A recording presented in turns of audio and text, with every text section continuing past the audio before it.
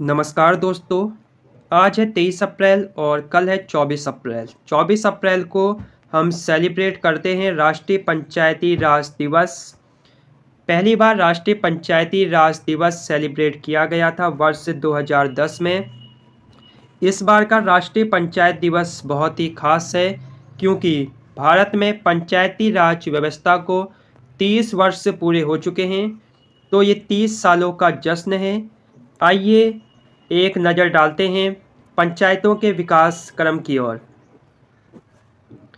पंचायतों के विकास क्रम में नज़र डालने के लिए हम सबसे पहले नज़र डालेंगे वर्ष 1957 में। 1957 में एक कमेटी का गठन किया जाता है भारत सरकार के द्वारा, जिसका नाम होता है बलवंत राय मेहता समिति। इस समिति का उद्देश्य होता है वर्ष 1952 के सामुदायिक विकास कार्यक्रमों और राष्ट्रीय विस्तार सेवा कार्यक्रम की समीक्षा करना। 1957 में बलवंत राय मेहता समिति गठित होती है, जिसका उद्देश्य होता है सामुदायिक विकास कार्यक्रम और राष्ट्रीय विस्तार सेवा कार्यक्रम की समीक्षा करना। 1958 में ये कमेटी अपनी रिपोर्ट भारत सरकार को सौंपती है और इस कमेटी में बात करी गई थी भारत में त्रिस्तरीय पंचायत प्रणाली की। बलवंत राय मेहता समिति की सिफारिश और रिपोर्ट के आधार पर ही वर्ष 1959 या आप कहें 2 अक्टूबर 1959 में भारत में सबसे पहले पंचायत प्रणाली की शुरुआत होती है। पंचायतों का गठन होता है। कहाँ होता है? वो होता है वर्ष 1959 में राजस्थान के नागौर जिले में।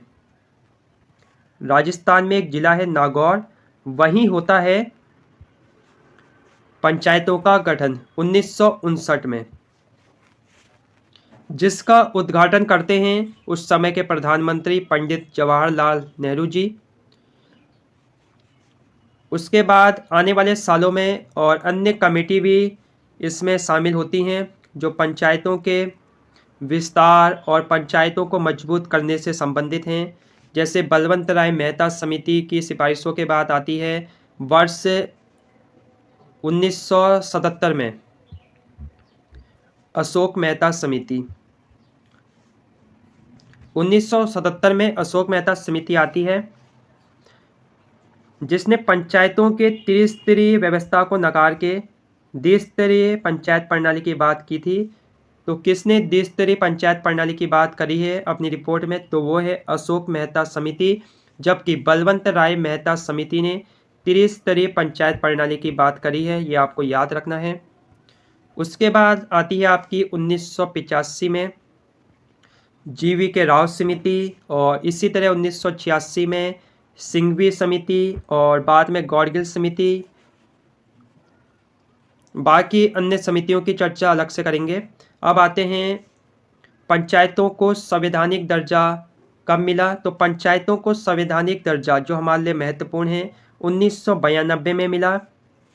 73वें संविधान संशोधन के अंतर्गत वर्ष 1992 में भारत में पंचायतों को संवैधानिक दर्जा मिला और पंचायतों के लिए 29 विषय जोड़े गए।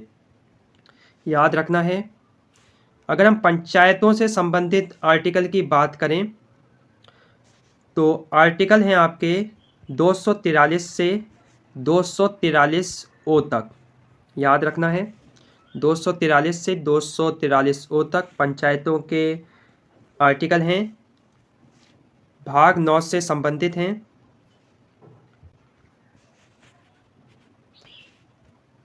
अब हम बात करेंगे इम्पोर्टेंट आर्टिकल जो एग्जाम में पूछे जा चुके हैं।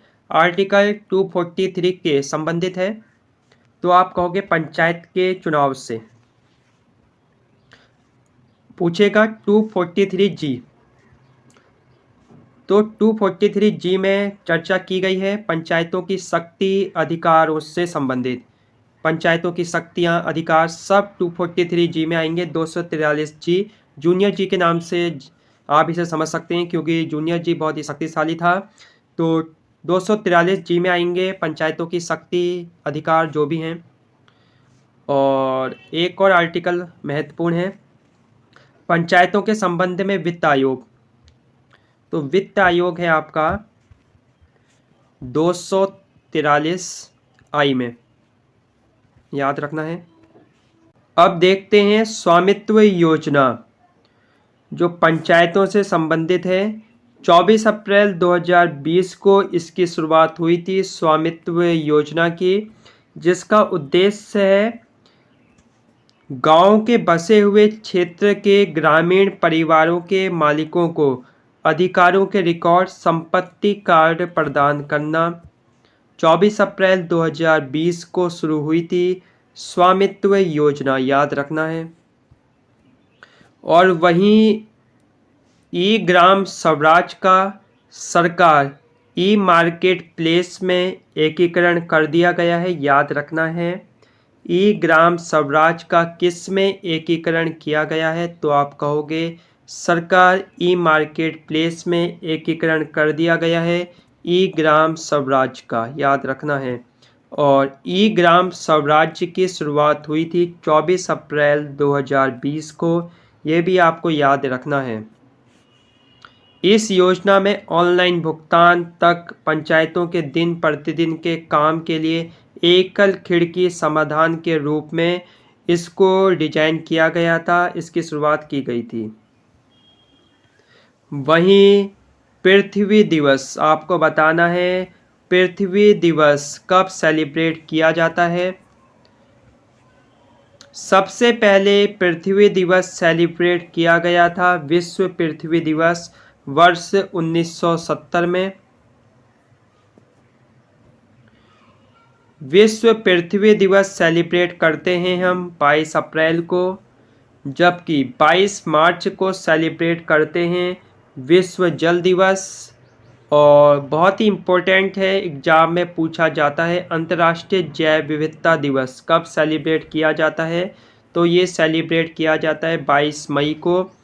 और विश्व पर्यावरण दिवस ये 5 जून को सेलिब्रेट किया जाता है, तो याद रखना है 22 मार्च को विश्व जल दिवस, 22 अप्रैल को पृथ्वी दिवस, 22 मई को अंतर्राष्ट्रीय जैव विविधता दिवस और 5 जून को विश्व पर्यावरण दिवस। वहीं मलेरिया उन्मूलन पर एशिया प्रशांत नेताओं का सम्मेलन होगा 24 अप्रैल को। कहाँ होगा? नई दिल्ली में शुरू होगा मलेरिया उन्मूलन पर एशिया प्रशांत नेताओं का सम्मेलन, तो ये होगा नई दिल्ली में, याद रखना है। विश्व मलेरिया दिवस हम सेलिब्रेट करते हैं 25 अप्रैल को, ये भी आपको याद रखना है। और मलेरिया उन्मूलन पर एशिया प्रशांत नेताओं का सम्मेलन होगा नई दिल्ली में। और ये भी आपके लिए खास है कि भारतीय चिकित्सा अनुसंधान परिषद ने 2027 तक मलेरिया मुक्त भारत और 2030 तक मलेरिया को जड़ से ख़त्म करने का लक्ष्य रखा गया है। तो 2030 तक मलेरिया को जड़ से ख़त्म करना है और 2027 तक मलेरिया मुक्त भारत का लक्ष्य रखा गया है भारतीय चिकित्सा अनुसंधान परिषद के द्वारा। 2014 में पोलियो मुक्त हुआ था भारत, ये भी आपको याद रखना है। पोलियो मुक्त भारत कब हुआ था? तो वो था वर्ष 2014।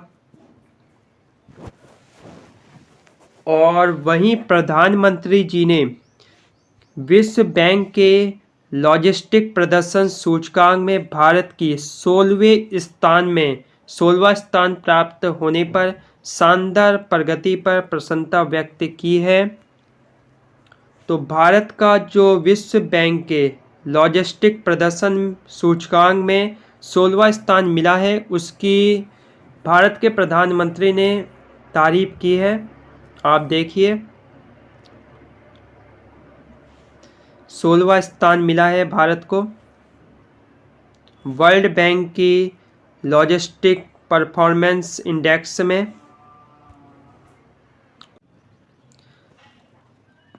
प्रश्न पूछा जाएगा, अज्ञात शवों की पहचान के लिए डीएनए डेटाबेस बनाने वाला पहला राज्य, तो वो है हिमाचल प्रदेश। बहुत ही अच्छा प्रश्न है। हाल ही में प्रधानमंत्री फसल बीमा योजना को क्रियान्वित करने में कौन सा राज्य सबसे पहले स्थान पर रहा है, तो वो है कर्नाटक राज्य। प्रधानमंत्री फसल बीमा योजना की शुरुआत होती है वर्ष 2016 में, याद रखना है।